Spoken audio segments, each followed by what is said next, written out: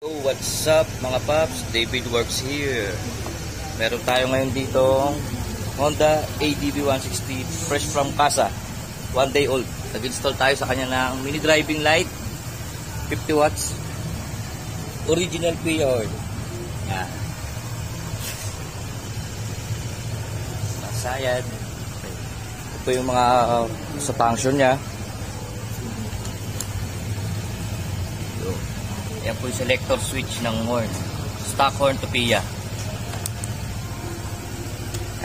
Low beam, high beam. Tapos naka-stock horn siya with rapid. Pag diniinan siya, mag-rapid. Tapos ito naman PIA. Normal lang. Pag diniinan, mag-rapid siya. Yun, ganun kalakas yun.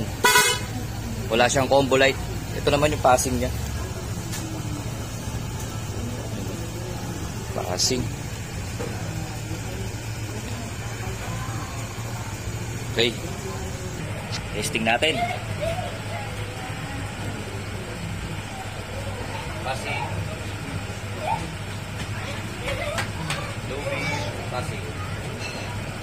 High beam, passing. Mixed wheel passing.